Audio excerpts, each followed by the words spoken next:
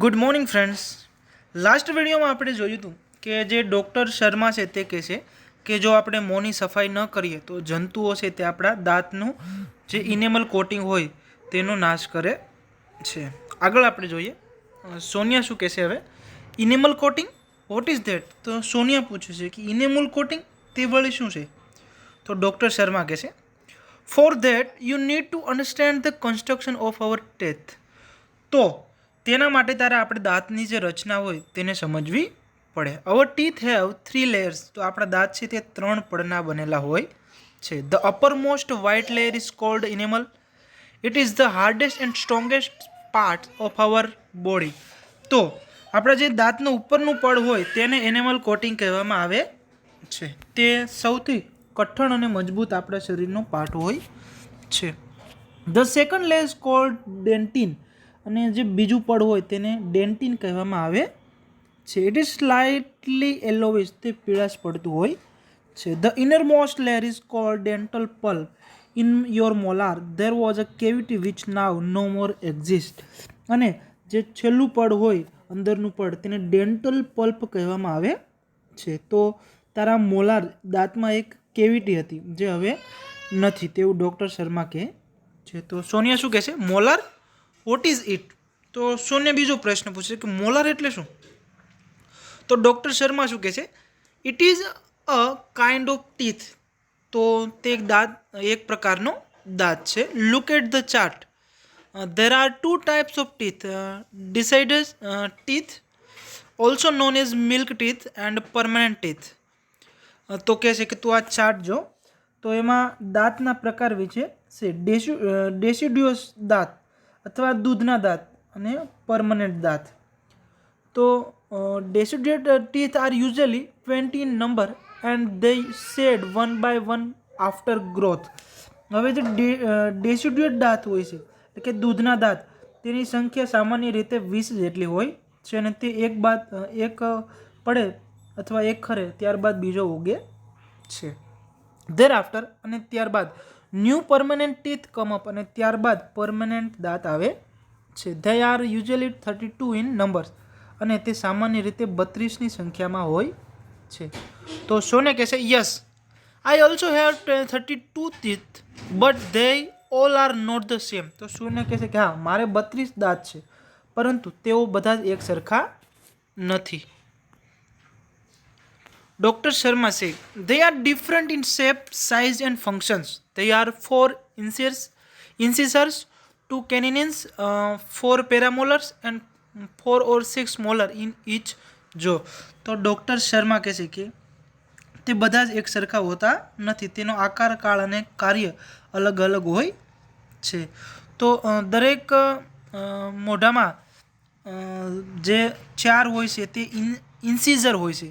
પછી 2 કેનાઇન અને 4 પ્રીમોલર અને 4 અથવા 6 મોલર હોય છે.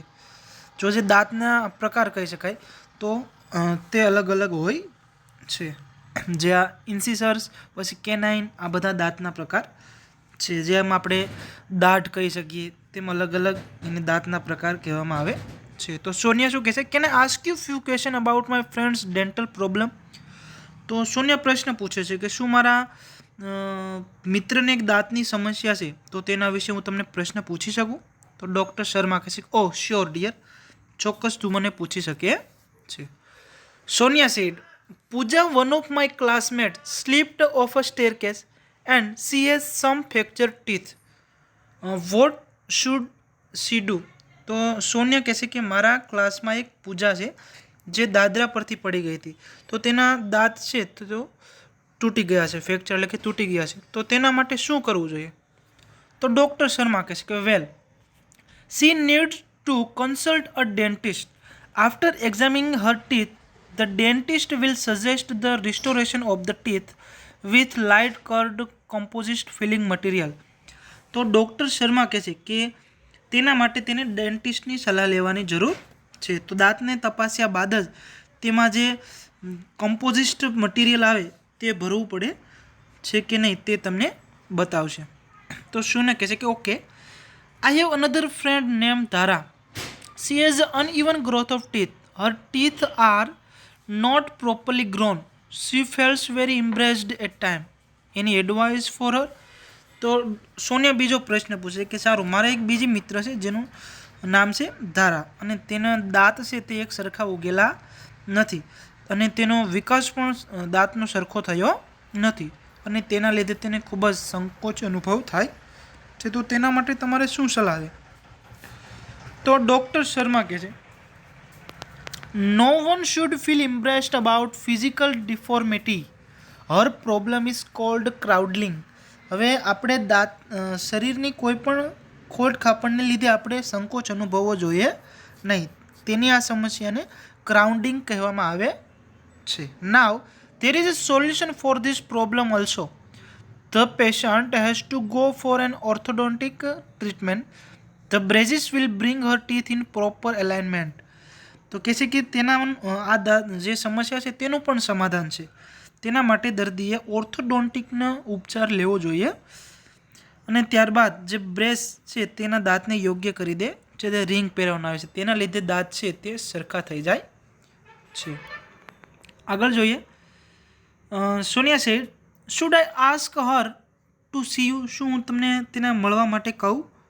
તો ડૉક્ટર શર્મા શું કહે છે કે no, she will have to consult an orthodontic. ના, તેને મને સલાહ લેવાની જરૂર નથી, તેને ઓર્થોડોન્ટિસ્ટની સલાહ લેવાની જરૂર છે. તો સોનિયા શું કહે છે, thank you very much for your valuable suggestion. Indeed dental science has advance a lot. તો ડૉક્ટર શર્માનો છે સોનિયા આભાર માને છે અને કહે છે કે તમે મને આવું સૂચન કર્યું તે બદલ તમારો ખૂબ ખૂબ આભાર, અને ખરેખર ડેન્ટલનું જે વિજ્ઞાન છે તેની ખૂબ જ પ્રગતિ કરી છે. I will ask her to consult an orthodontist. હું તેને ઓર્થોડોન્ટિસ્ટની સલાહ લેવાનું કહીશ. No, I am thinking of taking up a project now I am thinking of taking up a project on dental health because we have to work on project in science and I think she is a very useful topic.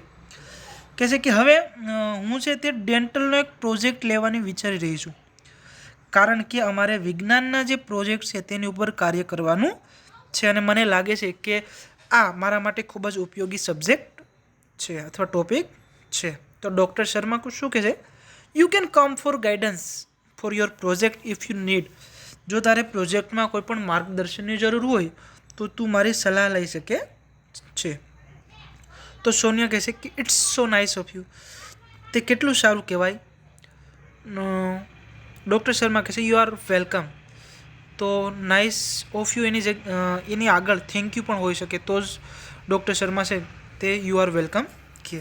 તો સોનિયા તેનો આભાર માને છે અને doctor Sharma કહે છે કે તારો આવકાર છે. તો મિત્રો, યુનિટ અહીંયા પૂરો થાય છે, અને નેક્સ્ટ યુનિટ આપણે નેક્સ્ટ વિડીયોમાં જોઈશું.